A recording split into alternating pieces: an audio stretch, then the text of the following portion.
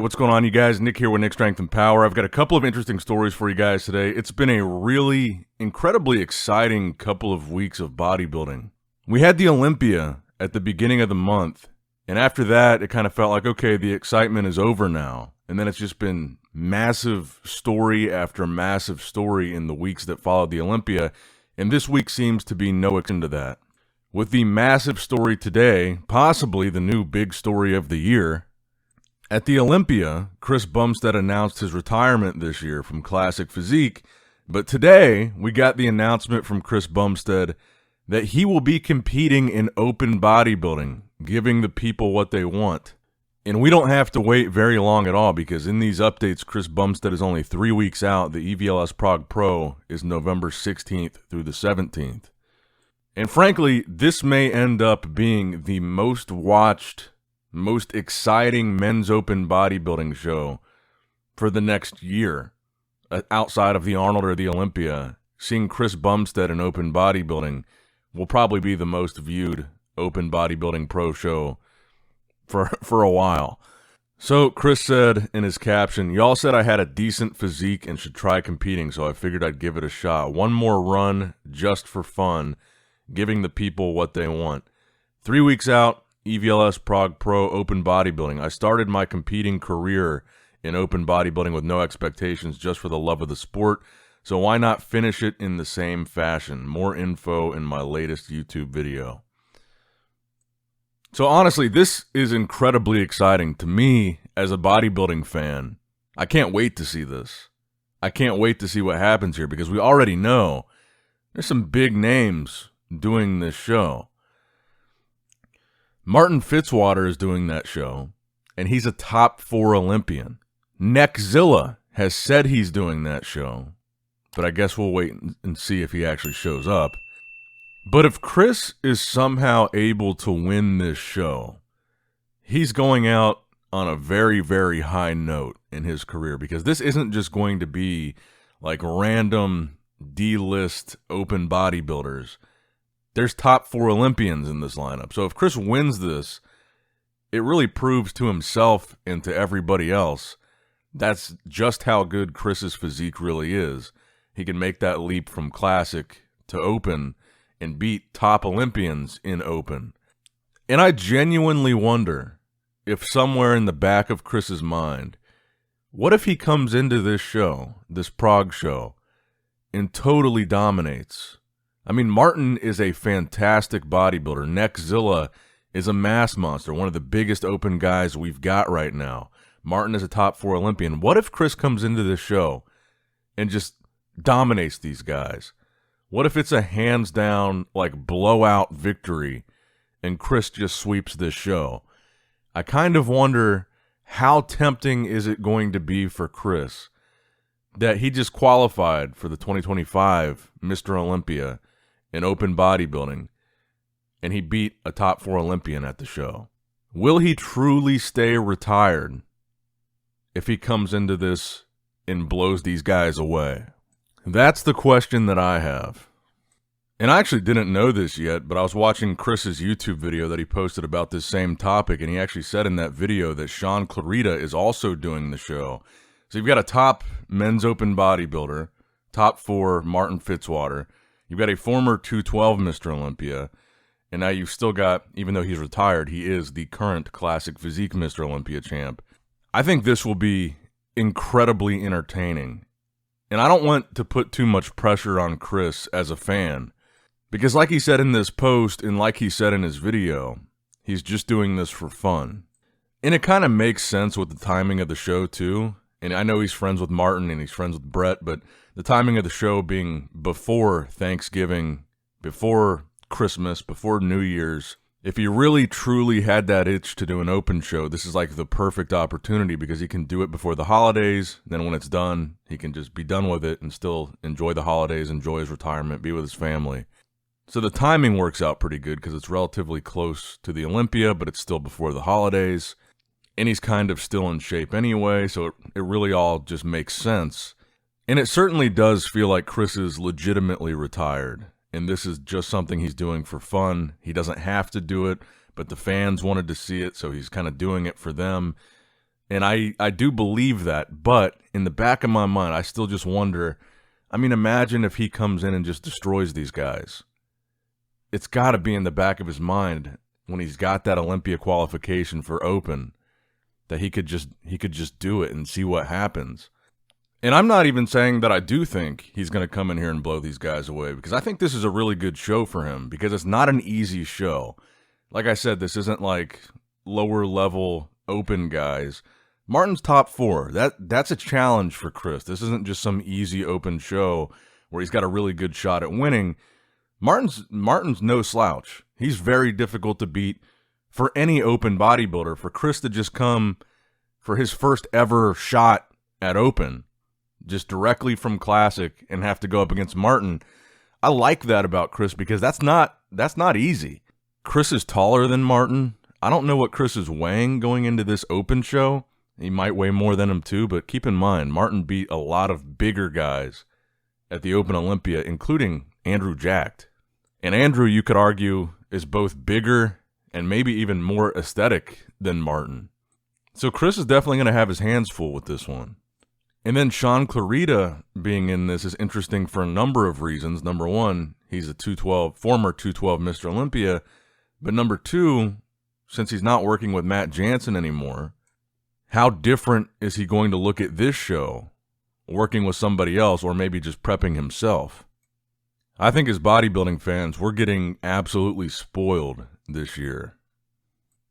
I'm like legitimately almost more excited to see Chris compete in an open lineup than I was for the Olympia. I'm almost more excited for this than I was for the Olympia, like genuinely.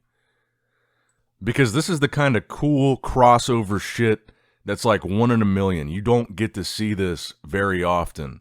You don't get to see an Olympia champ from another division cross over for a one-off competition very regularly. This is a very rare thing, let alone that guy being Chris Bumstead after he announced his retirement. You get to see the Mr. Olympia competition every year, but you don't get to see something like this every year. So that's why I'm excited for this one. And I really hope that NICKS&P does this show too. I think we could have a really dynamic and interesting lineup here, but who knows what he's going to do. Now, next up in the news, I don't know if this really means anything, but I've had a couple people send this to me, that Ramon reposted on his Instagram story, somebody responding or reacting to Chris doing the Prague Pro. And the thing that he reposted says, my take on CBum doing open, effing amazing. It would be even better if Rafael, Brandao, Horse MD, and Ramon Dino jumped in it as well. Hashtag for the love of it. And Ramon reposted that. Now, I think some people have interpreted that as Ramon co-signing that and saying, yeah, I agree, that would be cool. Maybe he does do it. And you've also got the fact that both Horse MD and Rafael Brandao are doing the Romania show.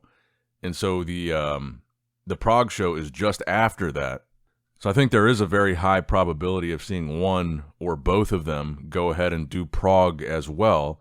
And I believe they're both friends with Ramon, so maybe he does travel with them and go to the show. But could you guys imagine that lineup? I mean, again, this may be a reach just from this Instagram story, but just imagine Chris Bumstead, Martin Fitzwater, NICKS&P, Ramon Dino, Shaun Clarida, Rafael Brandao, Horse MD. All those guys just doing kind of a random men's open bodybuilding show. I mean, how cool would that be? It really is incredible, because I was going to come on today. I was planning on talking about some of the physique updates going into the Romania show from Akim and from Rafael. And of course, I woke up, I saw the Chris Bumstead thing, and just when you think the bodybuilding hype is dying down a bit, it seems like we get another big, massive story like this. And I'll tell you what, Matt Jansen is probably pretty relieved right now, because at the beginning of last week, all the stories were about Matt and him losing his clients. And then you had the Jeff Nippard thing right after that completely take over the news cycle. And now this week, you've got the Chris Bumstead thing. I feel like everybody's forgotten about the Matt Jansen thing now. And speaking of Matt Jansen, I wanted to use that as a segue into the latest physique updates of Nick Walker. We haven't really seen much of Nick. We really haven't seen his physique other than training videos that he's posted on Instagram. We haven't seen a physique update in what feels like a very long time, including the build-up to the Olympia, even before we got the announcement that he wasn't actually competing. Now, I was very interested to see these updates because I've been curious what Nick is looking like. How bad could he have possibly looked for them to call off the Olympia appearance? And I'm looking at these pictures, and to me, Nick's physique just looks very tired. He doesn't have that same, I guess, pop that he once had.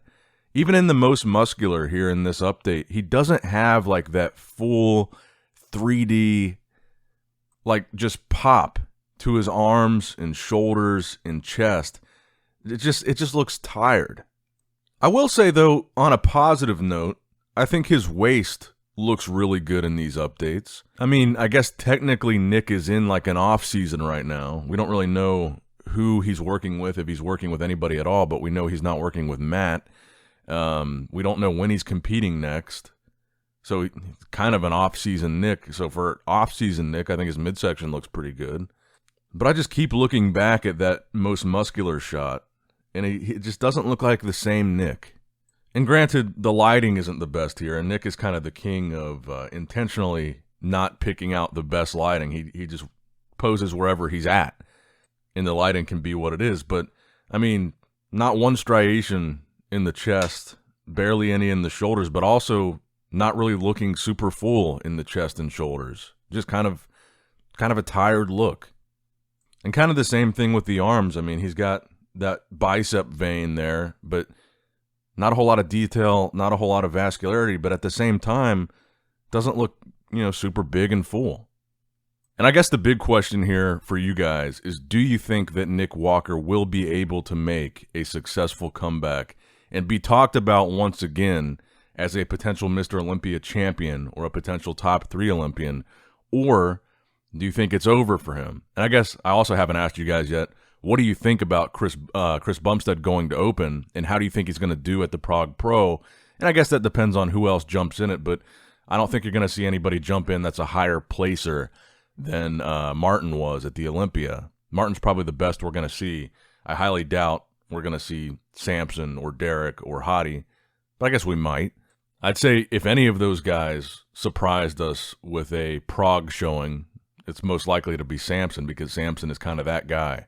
But how do you think Nick looks in these updates, and do you think he'll be back in the conversation once again in 2025 as a top Olympian, possible Olympia champ? Now, next up in the news, I wanted to talk about the latest physique update from Akim Williams. We can't forget about Akim. He's doing the Romania Muscle Fest, which we are only 2 weeks away from. And I thought this was a really impressive update of Akim. I saw this last night before I went to bed, and I thought this was going to be the main story of this video, but certainly we've got some much bigger news since then. Now, I think Akim looks really impressive in this update.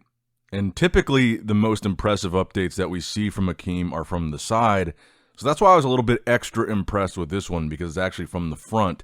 He looks big, he looks conditioned, and he was actually top 10 at the Olympia. He was only 1 placing behind Rafael. Brandon Curry placed in between Rafael and Akim, Rafael being 8th, Brandon being 9th, and Akim being 10th.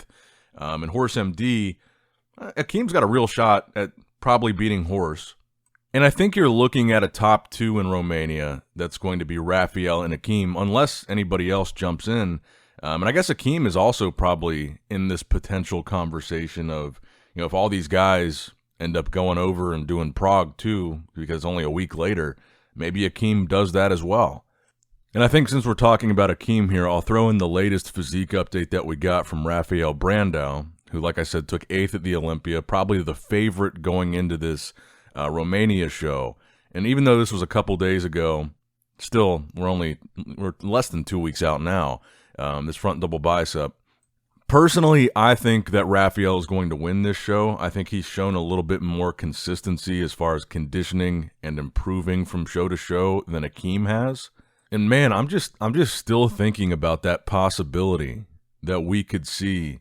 I mean, what if these guys do Prague too, and we see like a really solid, strong, open bodybuilding lineup in Prague with Martin, Rafael, Akim, NICKS&P. Then you've got Shaun Clarida, former 212 Mr. Olympia, and just that potential that Chris wins that thing how big that would be. And again, I don't want to put too much pressure on Chris because it genuinely seems like he's doing this for fun as something that he wanted to check off his bucket list. But I mean, just imagine how incredible that would be if somehow we had this amazing lineup in Prague for open bodybuilding and somehow Chris won just for fun.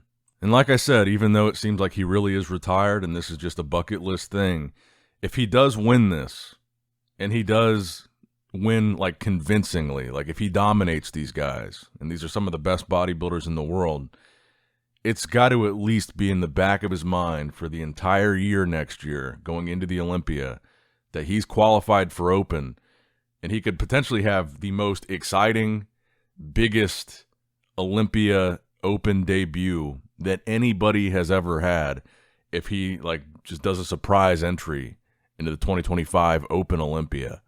You know, I think there's a lot of people that doubt Chris's ability in open, and I think that if you look at Derek Lunsford, the success that Derek had in such a short amount of time going from 212 to open bodybuilding, I feel like that gap is less for Chris because he was already bigger than Derek as his starting point.